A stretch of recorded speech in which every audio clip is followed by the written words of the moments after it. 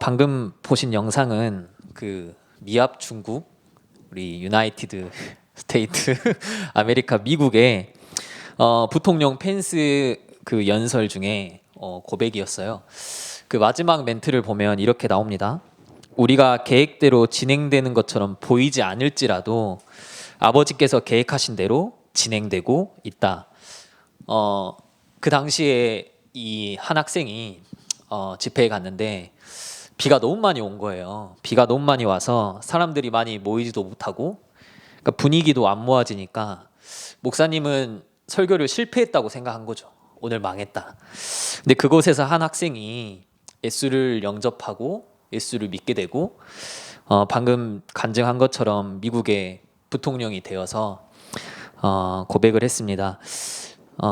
우리는 계획대로 안 된다고 하지만 하나님은 일하시고 계시죠.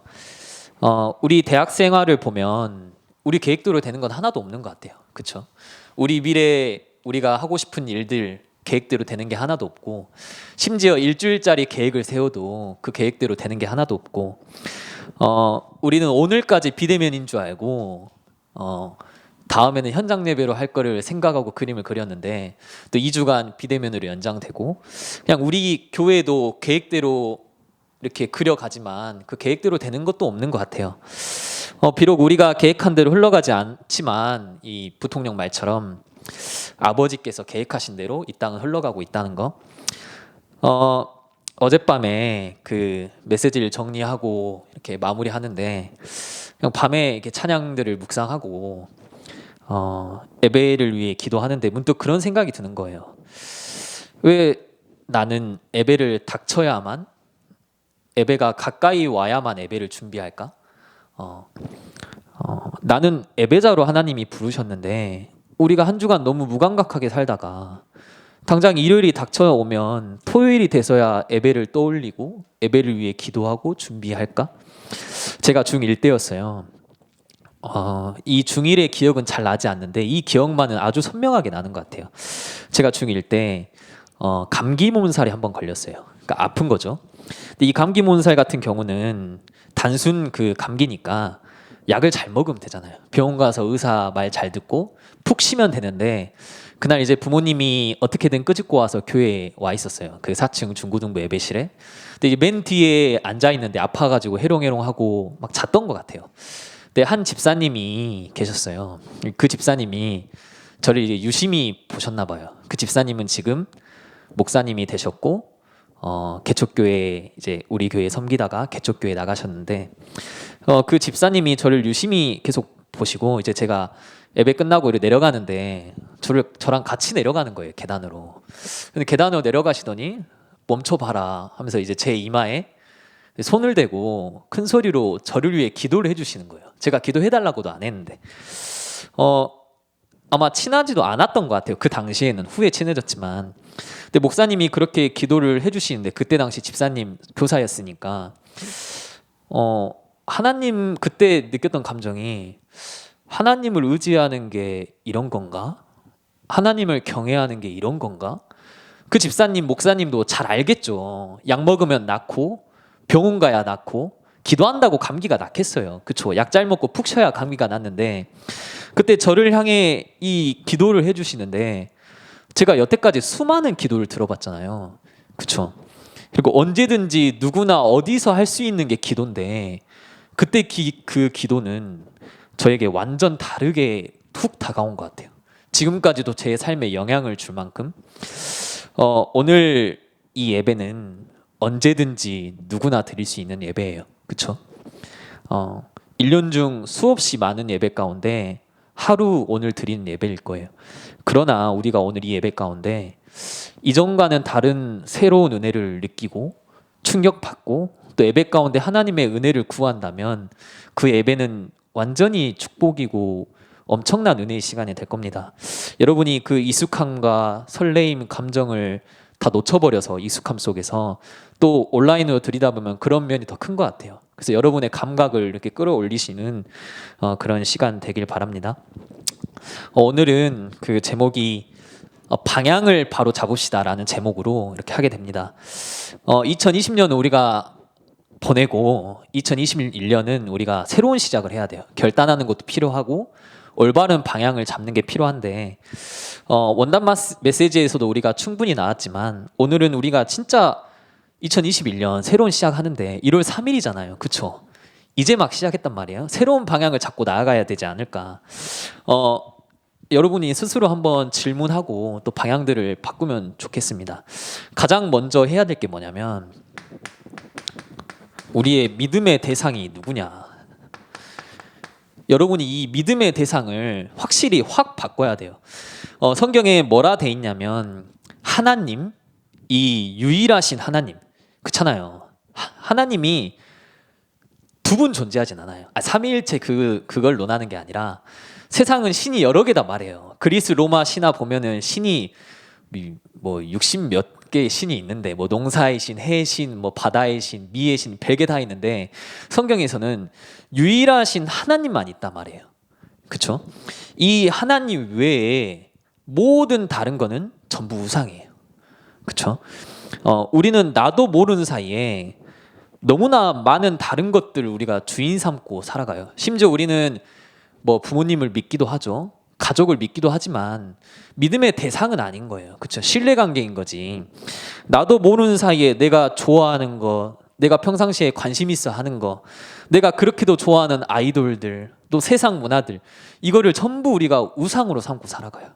그 이유가 뭔지 아세요? 끌려다니니까. 그렇죠? 그거 추종하고 살아가니까. 분명히 성경에는 나밖에 없어. 나 외에 다른 신은 없어. 그건 전부 우상이야. 어떤 짤 이런 거 보니까 한 어머님이 이제 딸이 먼저 죽어버린 거예요. 어머님보다. 그러니까 이제 너무 마음이 힘드니까 딸을 위해 제사를 하는 거예요. 근데 제사하면 딸이 뭐 오겠습니까? 근데 그 마음에 이 딸이 혹시나 나를 한번 찾아와 줄까 봐 제사상을 막 20첩 반상 이렇게 깔아주고 매년 더 좋은 거, 더 먹고 싶은 거 이렇게 깔아주고 혹시나 딸이 나를 찾아와 줄까 봐. 근데 그 딸을 가장한 누가 오겠어요? 사단이 오는 것밖에 없어요. 그렇죠? 이 세상 신은 없으니까 영혼은 한번 떠나면 끝나는 거니까. 우리가 진짜 오늘 이 시간 우리 진짜 믿음의 대상이 누구냐? 우리가 누굴 믿고 살아가느냐? 그 첫 번째가 창조주 하나님. 만약에 여러분 진짜 만약에 이 지구와 이 세상과 여러분 사람들을 창조하신 분이 하나님이 맞다면, 그쵸? 하나님이 맞다면, 이 땅을 하나님이 창조했다면 우리 인생 진짜 이 하나님께 맡길만 하지 않아요? 그쵸? 우리 인생 진짜 하나님께 걸만 하지 않아요? 창조하신 분이 맞다면. 근데 우리가 실제로 창조했다고 믿고 있잖아요. 우리를 창조하신 분이 하나님이잖아요. 그럼 우리가 우리 인생을 하나님께 맡길만 하다, 걸만 하다. 창조주 하나님이니까, 지으신 분이니까, 못하시는 게 없으신 분이니까. 근데 그 창조주 하나님이 어떤 분이시냐면 좋으신 하나님이에요. 참 좋으신. 민수기 오늘 본문 6장 24절 26절 보면 한번 찾아볼까요? 민수기 6장 24절에서 26절. 저는 이 본문을 읽을 때마다 뭔가 모르게 슬퍼요. 눈물이 난다면 거짓말이고 이게 뭔가 모르게 슬픈 것 같아요. 애절하고 이렇게 나와 있습니다. 여호와는 내게 복을 주시고 너를 지키시기를 원하며 여호와는 그의 얼굴을 내게 비추사 은혜 베푸시길 원하며 여호와는 그 얼굴을 내게로 향하여 드사 평강 주시기를 원하노라 할지니라 하라. 이 하나님이 그리스도를 보내시고 그리스도가 이 땅에 오셨죠. 그렇죠? 근데 그리스도가 왜 오셨냐? 왜 예수님이 십자가에 죽으셨냐? 너 감히 날 떠나? 너가 날 떠나? 너가 나처럼 되려고 감히 날 능가하려고 네가 네 중심으로 살아가? 이렇게 심판하고 정죄하려고 오신 게 아니라 오늘 본문처럼 뭐라 돼 있냐면 하나님이 우리에게 복 주시려고, 우리에게 은혜 주시고 우리에게 축복 주시려고, 그것 때문에 우리에게 이 모든 평강을 쏟아 부으시려고 그리스도로 오시고 인간의 몸을 입고 오셔서 십자가에 죽으셨어요. 그거 하나면 설명이 끝난 거잖아요. 이 하나님이 얼마나 좋으신 하나님인지. 우리를 정죄하기에 심판하기에 하지 않아요. 하나님의 사랑은 포기가 없어서 계속해서 우리가 옆길로 빠져도 끌어안아 주시고, 우리가 하나님 멀리하고 떠나도 다시 땡겨와 주시고, 좋으신 하나님, 인자하신 하나님, 계속 기다려 주신 하나님. 이 하나님이 좋으신 하나님으로 나타나셔서 뭘 하기를 원하시냐? 아버지 하나님이 되기를 원하세요. 결혼했다고 아버지가 되는 건 아니죠. 그렇죠? 결혼했다고 부모가 되는 게 아니에요. 아이를 낳아야 부모가 되고 자녀가 있어야 아빠 엄마가 되는 거예요. 하나님이 아버지 하나님이 되신 조건은 하나님의 자녀가 있다는 거예요. 그래서 우리를 하나님의 자녀로 삼아주시고, 거기서 뭘 하려고 하냐면 우리와 관계 맺기를 원하시고, 우리와 소통하고 대화하고 교제하길 원하세요. 우리와 사귀길 원하세요. 우리 물론 가부장적 사회에서 아버지가 뭐 딱딱한 분일 수도 있지만 우리가 아버지와 서로 신뢰하고 대화하고 관계 맺고 그렇잖아요. 제 어릴 적 사진 보면 아빠가 목마 태우고 그런 존재였단 말이에요. 우리 아빠 하나님과 우리 사이는 그걸 하기를 원하신다. 하나님 이렇게 나타나셨다. 여러분 올 한 해 진짜 이런 질문이 필요해요. 우리가 뭘 믿냐? 우리의 믿음의 대상이 누구냐? 우리가 이 하나님을 믿기로 작정했단 말이에요. 그러면 그 믿기로 작정하고 우리 인생을 걸었잖아요. 그렇죠? 우리가 불신자처럼 살지 않기로 인생을 걸었잖아요. 우리가 이 주일에 주일 예배 드리기로 우리가 삶을 작정하고 인생을 걸었잖아요. 그러면 그 믿음 때문에 이 자리에 나와서 예배도 드리고 있는데, 우리가 믿음의 대상이 누군지는 확실히 알아야 되지 않나. 우리가 이 누구를 믿고 누구를 신뢰하고 누구를 향해 나아가는지 이거는 계속해서 우리가 깨달아야 되지 않을까. 우리에게 중요한 선택과 결정들이 많아요. 인생을 살아가면서. 뭐 새내기들은 대학을 진학하는 데 있어서 선택하고 결정했죠. 뭐 우리 헌내기들은 어떤 진로를 본인들이 선택하고 결정해서 나아가죠. 과연 우리는 이 선택과 결정 속에 이 믿음의 대상을 신뢰하고 의지하고 그분 중심으로 선택을 했냐?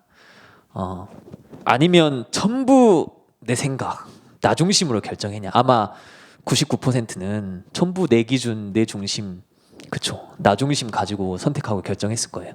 저는 그렇다고 봐요. 제가 그랬기 때문에. 근데 그럼에도 불구하고 우리가 이 믿음의 대상을 신뢰하고 의지하고 그분 때문에 우리 인생을 걸어야 되지 않을까? 이 믿음의 대상을 바꾸는 것 다음으로 중요한 게 우리의 방향을 바꾸는 게 너무 중요합니다. 하나님과 방향이 맞지 않는 삶은 이렇게 표현해요. 그 위에서 이렇게 밑으로 물이 흘러가잖아요. 그렇죠? 이게 자연의 순리잖아요. 위에서 밑으로 이렇게 물이 흘러가는 거. 근데 이 하나님 방향과 맞지 않는 삶은 상류에서 하류로 물이 흘러야 되는데 자꾸 하류에서 상류로 올라가려 하는 거예요. 그렇죠? 위에서 밑으로 물이 흐르는데 자꾸 우리는 위로 물이 올라가려는 듯한. 그래서 어떤 현상이 발생하냐면 이 방향과 맞지 않아. 하류에서 자꾸 상류로 가려 해. 물은 상류에서 내려오는데, 그러니까 생고생하고 개고생하고. 그쵸? 아니 전혀 이 자연의 섭리대로 가야 되는데 방향이 전혀 맞지 않으니까 그 인생 허무하게 그냥 고생하면서 살다 가는 거예요. 이 방향이 너무나도 중요해요. 이 방향의 그 예시를 하나 들어보면, 그 대나무 혹시 아세요? 대나무? 제가 대나무를 잘 몰랐는데 최근에 알게 됐는데, 이 대나무가 그 땅 속에 그 씨앗이 뿌려지고 땅 속에서 땅 위로 올라오기 전, 그러니까 땅 안에 있기까지 무려 10년이 걸린대요. 저는 몰랐어요. 그래서 제 인생의 절반이 이제는 아니죠. 제 인생의 뭐 절반의 절반을 뭐 대나무가 이제 땅 속에 사는데, 이 10년 동안 이 땅 속에 있다가 이제 땅 위로 올라온 거예요. 대나무가 10년 만에. 그 이후로는 하루에 10cm씩 큰대요. 그러니까 대나무가 엄청 크잖아요. 대나무 숲 보면은 그게 불과 몇 년 안 된 거예요. 하루에 10cm씩 크니까 인생에 뭐 속도나 시간이 중요한 게 아니에요. 그렇죠? 언제나 우리는 이 땅 위에 나와서 엄청나게 위로 올라갈 건데 그 전에 우리가 어떤 과정을 가지고 어떤 방향으로 나아가냐. 우리가 진짜 말씀과 이 복음에 기준되어서 이 10년의 기간을 버티고 서 있냐. 그때 우리가 땅 위로 올라왔을 때 10년 쭉 뻗을 수 있는 능력이 되냐. 꽃 중에 그 한 꽃이 있는데 뭐 오늘 식물 파티입니다. 식물 예시를 많이 듣는데 그 다른 식물은 다 꽃이 펴요. 다 꽃이 있는데 그 한 꽃만 이 꽃만 계속 안 피고 있다가 겨울에만 꽃을 피는 거예요. 이걸 보고 동백꽃이라 하거든요. 겨울에 핀다고 해서 동백꽃인데 다른 꽃은 이미 다 피고 질 때 계속 안 피고 있다가 이 추운 눈 내리는 겨울에 확 피는 거죠. 근데 이 꽃의 가장 큰 특징이 뭐냐면 다른 꽃들은 꽃이 될 수도 있고 그렇잖아요. 필 수도 있고 안 필 수도 있어요. 그렇죠? 뭐 영양분을 안 받거나 뭐 물을 제때 공급 안 받으면 안 필 수도 있는데 이 동백꽃은 모든 꽃이 하나도 외에 없이 다 피는 거예요. 겨울에 늦게 피지만 이게 우리의 삶과 같아요. 우리는 반드시 필 거예요. 그렇잖아요. 우리 하나님의 백성, 언약의 백성은 반드시 필 건데 그 피기 전까지 과정 속에 난 어디에 있냐.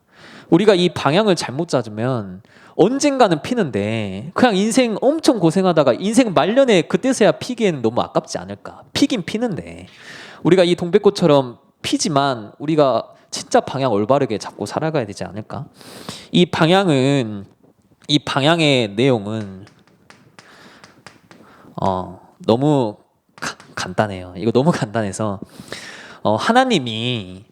하나님의 자녀들에게 축복 주신 이유는 단 하나밖에 없어요. only. 성경에 나와 있습니다. 세계 복음화. 복음을 회복하는 자.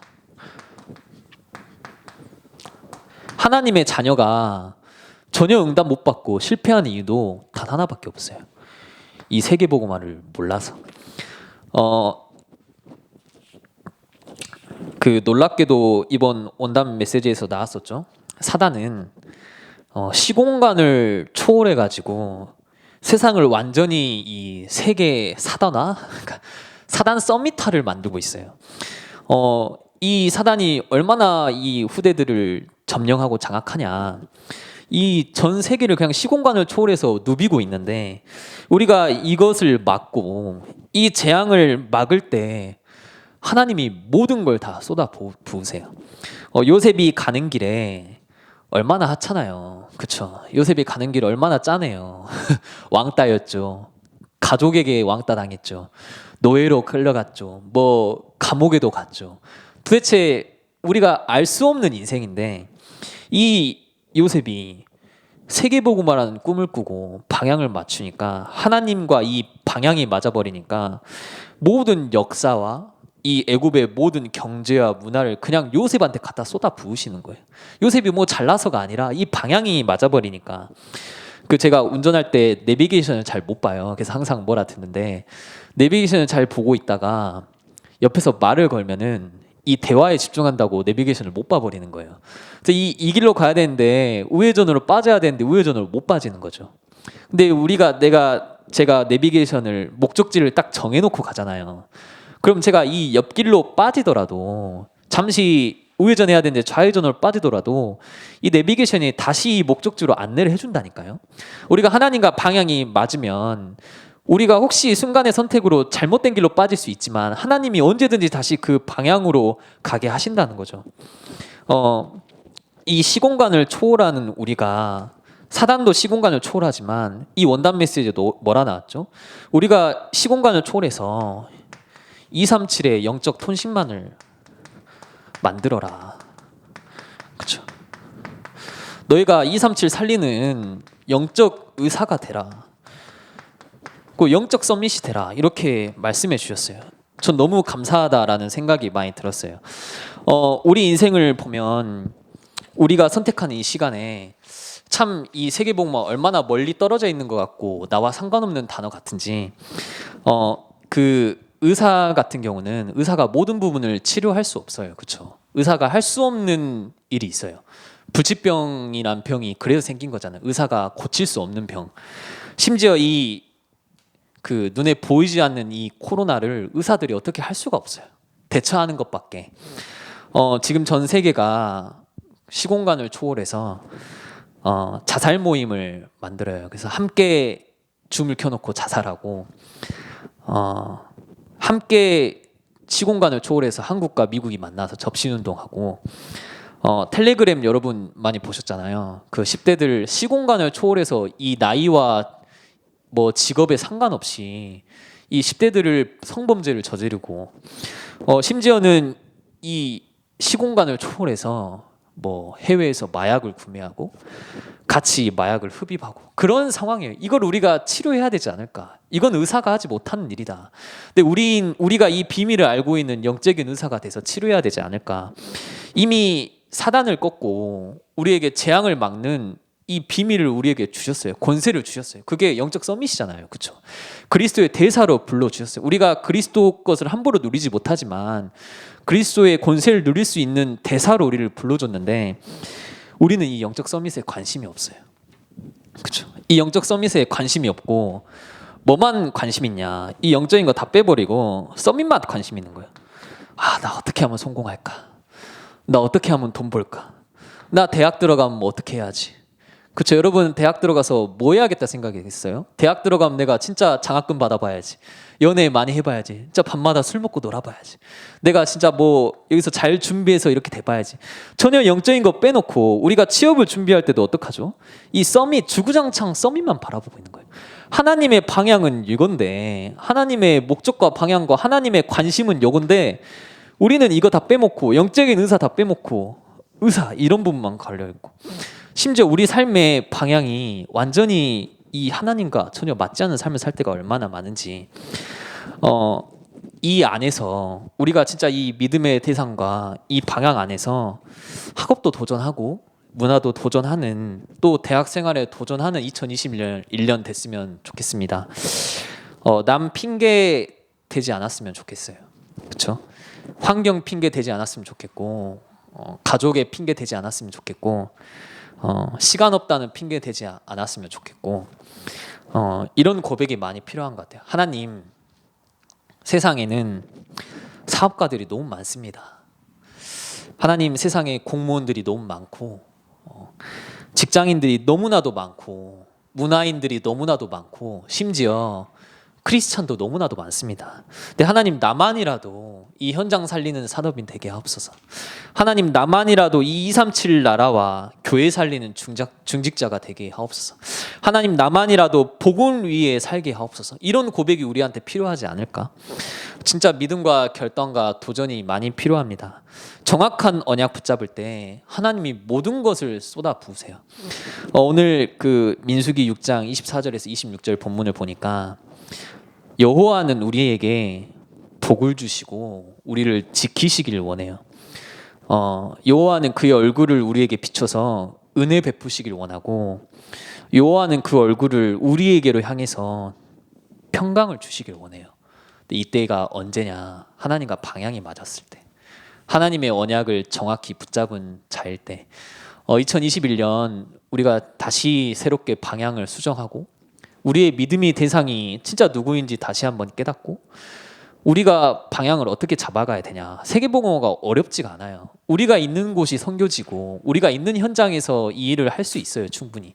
이 부분들을 항상 마음에 염두에 두시고 이스라엘 민족이 항상 이 복음 회복이란 걸 놓쳐서 계속 노예로 포로로 속국으로 끌려간 거예요. 우리 인생도 그러지 않을 거란 보장이 없습니다. 이거 항상 놓치지 마시고 마음속에 각인하고 그 안에서 한 해 시작했으면 좋겠습니다. 다 함께 합심으로 한번 기도하길 원합니다. 우리가 계획된 대로 진행되지 않을지라도 하나님께서는 일하시고 역사하고 계시니 우리가 하나님께 방향을 맞춰서 2021년 정말 하나님이 원하시고 하나님이 가장 기뻐하시는 인생 살아갈 수 있게 해달라고 다 함께 말씀 붙잡고 합심을 한번 기도하겠습니다. 하나님 참 감사합니다.